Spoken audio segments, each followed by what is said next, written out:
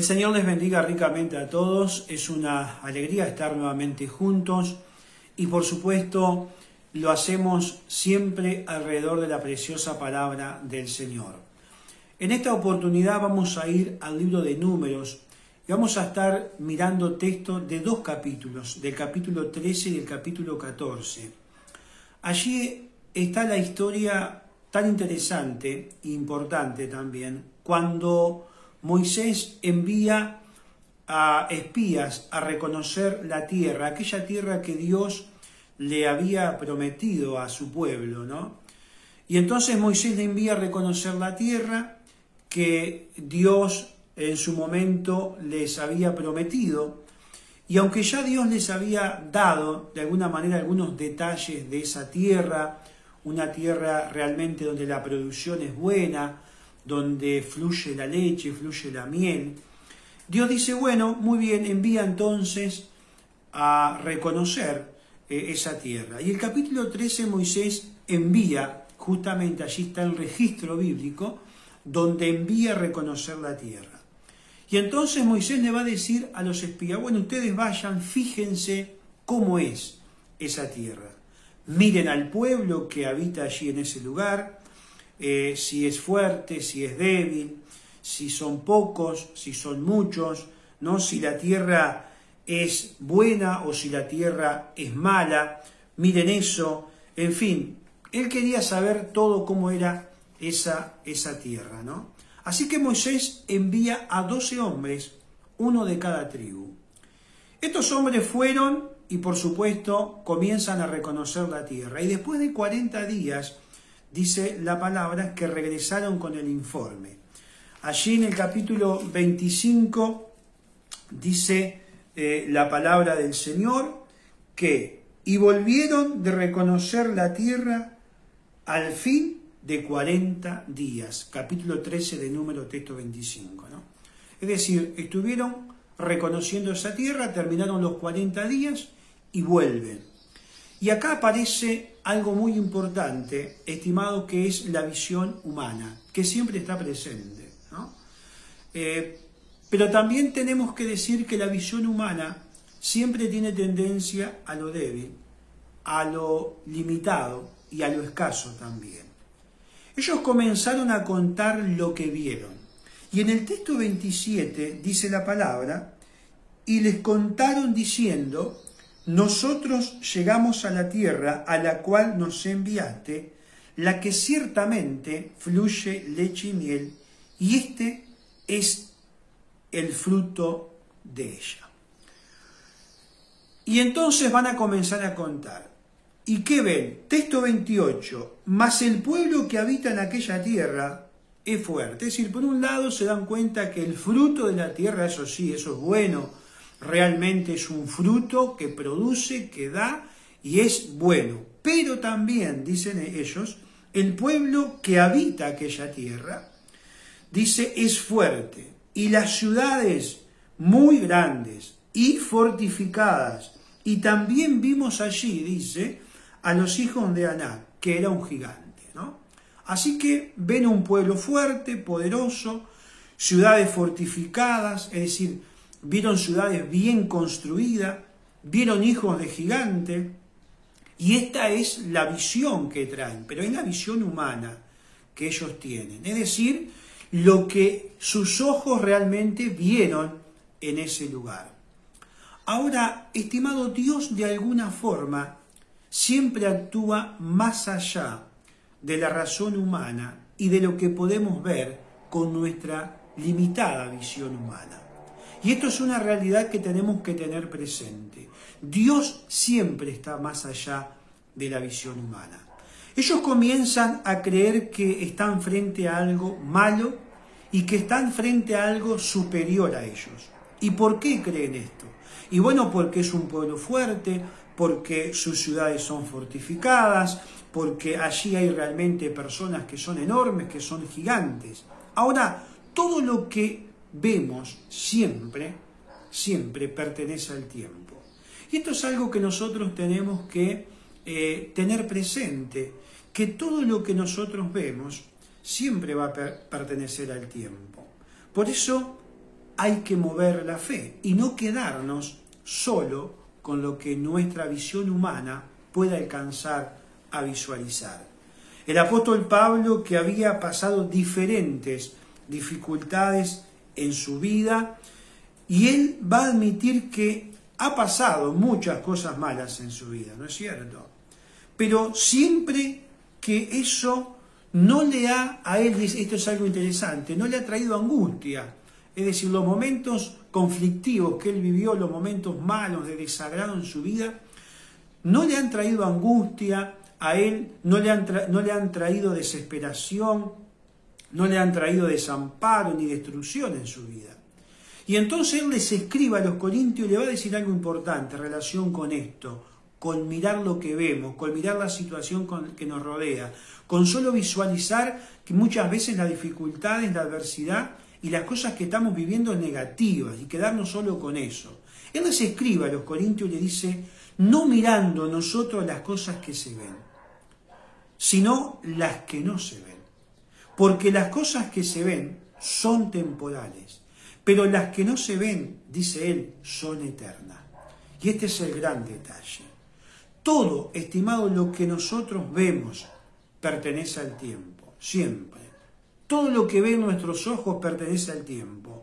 Usted puede mirar a una persona y pertenece al tiempo esa persona. ¿Por qué? Porque va a llegar un momento en que no va a estar más esa persona. Todas las cosas sufren el desgaste del tiempo. Todas pertenecen al tiempo. Envejecen, fíjese, con el tiempo. Y esta es una realidad innegable. Las cosas que nosotros vemos son temporales. Las personas que vemos son temporales. Nosotros mismos somos personas temporales. Quiere decir que pasamos. Ahora, no hay nada que permanezca, porque las cosas que se ven son temporales, es decir, están puestas en el tiempo y desaparecen. Pero las cosas que no se ven son eternas, las que no se ven, dice la palabra del Señor. Fíjese que 10 de estos espías que fueron a reconocer la tierra se quedaron con lo que vieron, ¿no? Y entonces, al quedarse con lo que ellos ven, ¿qué ocurre? Sacan sus propias conclusiones. Y el capítulo 13 y texto 31, allí, fíjese lo que va a decir. Mas los varones que subieron con él dijeron, no podemos subir contra aquel pueblo porque es más fuerte que nosotros. Llegan a esta conclusión. No podemos subir contra aquel pueblo. ¿Por qué? Porque son más fuertes que nosotros. Y dice la Biblia en el texto que sigue, en el texto 32, que comenzaron a hablar mal de la tierra. Comenzaron a hablar mal de la tierra porque se quedan con lo que vieron. Porque vieron lo que se ve. Y se olvidaron que había que poner la fe en eso que veían. Y esto es algo muy importante en nuestro caminar cristiano. Nosotros podemos estar viendo muchas realidades alrededor nuestro, ¿no es cierto? No somos irreal, somos realistas, es decir, si hay un problema determinado. Si hay una situación límite, hay una situación límite, es decir, somos realistas. Pero allí el cristiano también tiene que poner la fe. Y ellos se olvidaron que había que poner la fe ahí, aún en lo que veían. Porque el que había prometido, estimado, esa tierra era Dios. El que había dado su palabra, una palabra de autoridad, era Dios. Y por lo tanto, ellos tenían que apoyarse no en lo que veían, sino tenían que poner la fe en Dios, que había sido quien le había hablado y le había dado esa palabra, esa promesa de esa tierra a ellos. Y entonces, como se detienen en lo que ven, se comienza a visualizar en ellos el pensamiento derrotista. Esta expresión es un pensamiento realmente derrotista, ¿no? Se quejan. El capítulo 14, texto 2 dice, y se quejaron contra Moisés y contra Aarón todos los hijos de Israel, y les dijo toda la multitud. Mire lo que le dicen: ojalá muriéramos en la tierra de Egipto o en este desierto, ojalá muriéramos. Miren la expresión que sale de un pueblo que ha visto la grandeza, la maravilla y el poder de Dios cuando lo sacó de la esclavitud. Sin embargo, la expresión que surge es una expresión de haber visualizado con los ojos humanos, y es un pensamiento totalmente derrotista. Se quejan, prefieren morir, comienzan a culpar a Dios, ¿no? Un pensamiento de rebelión, una actitud de rebeldía. En el texto 3 dice: ¿por qué nos trae Jehová a esta tierra para caer a espada y que nuestras mujeres y nuestros niños sean presa? ¿No nos sería mejor volver a Egipto? Nada de esto había ocurrido, pero estaba en su pensamiento derrotista. Nada de esto había pasado todavía, pero eso estaba instalado en su pensamiento, porque el pensamiento derrotista tiene eso. Gesta un pensamiento, y en ese pensamiento se afirma. Ellos no habían pasado nada de esto, pero se quedaron con lo que vieron. Se quedaron con lo que habían visto sus ojos humanos. Y estimado, esto es realmente grave. Dice: ¿no nos sería mejor volvernos a Egipto? Egipto representaba la esclavitud.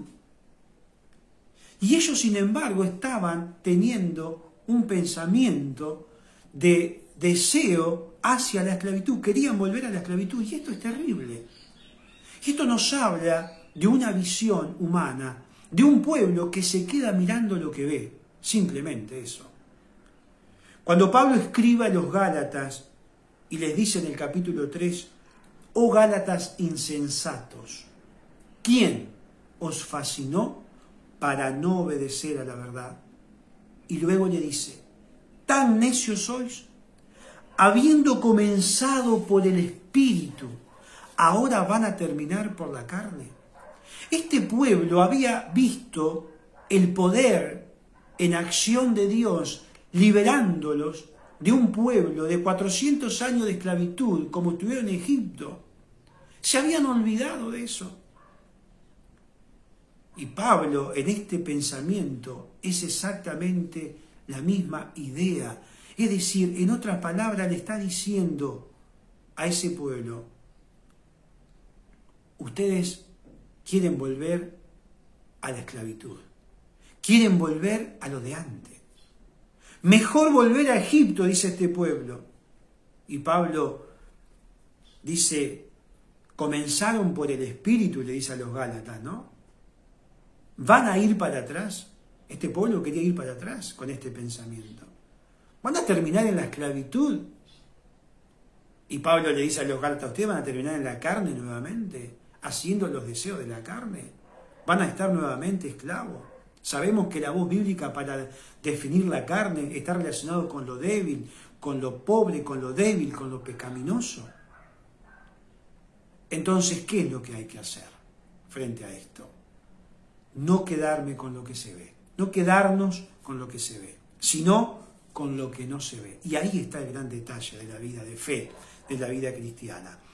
Lo que no se ve es lo que hay detrás de esto. Y es allí donde hay que poner la visión. ¿Y qué es lo que había detrás? Fíjese de esto. Detrás de esto estaba la promesa de Dios. La promesa de Dios. Cuando nosotros leemos en Éxodo capítulo 3 y texto 8, dice la palabra, allí hablando Dios, he descendido para librarlos de mano de los egipcios y sacarlos de aquella tierra de esclavitud a una tierra de libertad, a una tierra que fluye leche y miel. Ahora, ellos tenían que poner la fe allí, en esa promesa. Tenían que depositar su fe en esa promesa. La fe es eso, estimado, es ver lo que no se ve. Es decir, ver lo que yo no puedo captar con los limitados sentidos humanos y que no puedo encontrar con los limitados razonamientos humanos del hombre. Por eso decían allí en el capítulo 13 de Número y texto 31, no podemos subir contra aquel pueblo. No podemos. Estimados, si yo miro solamente lo que se ve, voy a tener problemas. Yo creo que si Moisés en aquel momento hubiese mirado, como tantos otros personajes bíblicos del pasado, si se hubiesen mirado lo que tenían alrededor, seguramente hubiesen abandonado todo y se hubiesen ido. ¿No es cierto? Pero no podemos quedarnos con lo que vemos.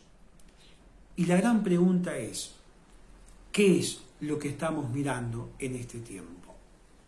¿Qué es lo que estamos mirando en este tiempo presente que nos rodea y que nos toca vivir?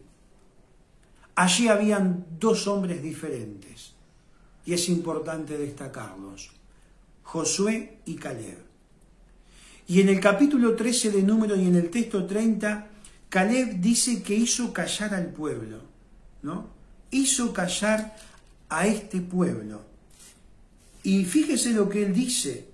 Entonces Caleb hizo callar al pueblo delante de Moisés y dijo, subamos luego y tomemos posesión de ella, porque más podremos nosotros que ellos. ¿Por qué hizo callar al pueblo?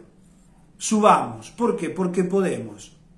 Es el hombre de fe que se apoya en la promesa, no en lo que ve. Es el hombre de Dios que se va a apoyar en la promesa que Dios le ha dado al pueblo. Él dice, es más poderoso el que nos dio la promesa de lo que nosotros vemos. Es más poderoso el que nos ha hablado a través de su palabra que las situaciones que podemos tener. Es más poderoso aquel que nos habla día a día a través de su palabra, nos exhorta y nos anima. Estimado, que las dificultades, que las situaciones límite, que tantas cosas que llegan a nuestra vida, ¿qué es lo que ven nuestros ojos? Dios es más poderoso de lo que nuestros ojos ven. Y lo que está haciendo Caleb es eso. Se está apoyando en la promesa de Dios, porque el que ha hablado es el Dios eterno, es el Dios creador del cielo y de la tierra, y es el Dios que le va a entregar esa tierra que ellos necesitaban. Era apoyarse en la promesa de Dios. Y esto es una visión espiritual. Es la visión espiritual del hombre de fe, que se va a apoyar no en lo que ve, sino en la promesa de Dios. El capítulo 14, textos 6, 7 y 8, vemos la confianza en Dios. Él dice, nos la entregará. Dios lo va a entregar. Dice los textos allí del 6 en adelante, del capítulo 14 de Números. Josué dijo entonces a los que estaban allí, ¿no? Rompieron sus vestidos y hablaron a toda la congregación de los hijos de Israel diciendo, la tierra por donde pasamos para reconocerla es tierra en gran manera buena. Y el Señor se agrade de nosotros, Él nos llevará a esta tierra y nos las entregará, tierra que fluye leche y miel. Por lo tanto, no sean rebeldes contra el Señor, no teman al pueblo de esta tierra, porque nosotros los comeremos como pan. Su amparo se ha apartado de ellos.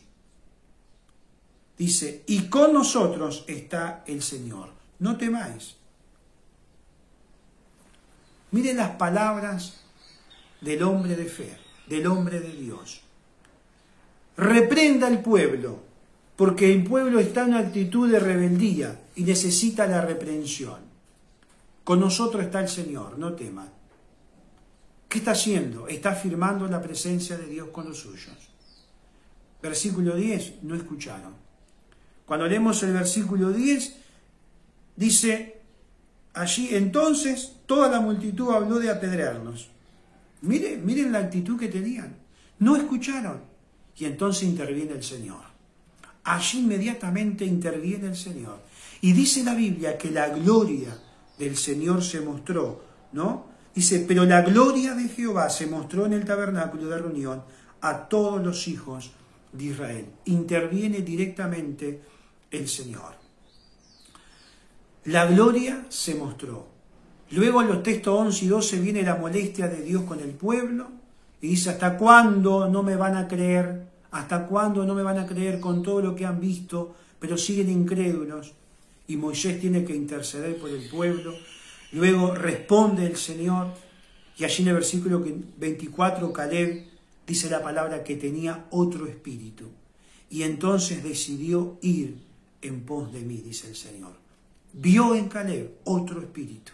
Es decir, Caleb tuvo otra actitud diferente. Es decir, Caleb me ha sido fiel y se ha apoyado en la promesa que yo le he dado. Estimado, ¿cuál es nuestra actitud frente a todas las cosas que suceden? ¿Cuál es nuestra postura? ¿Cuál es nuestra actitud?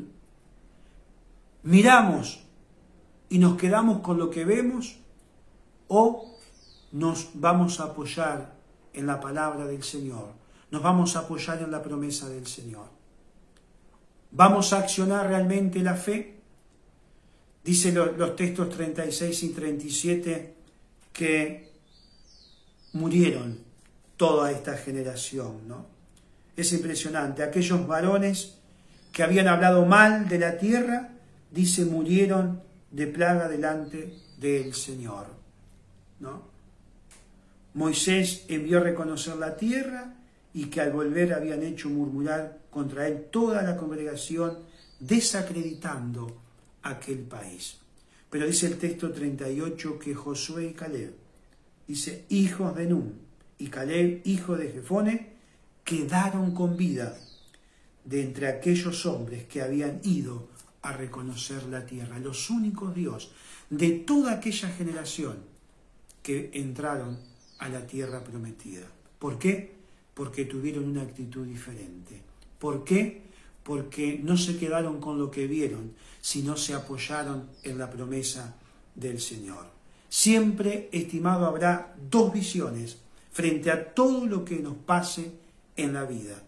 No seamos como estos 10 espías que vieron lo pasajero, que vieron lo transitorio y tuvieron una actitud derrotista.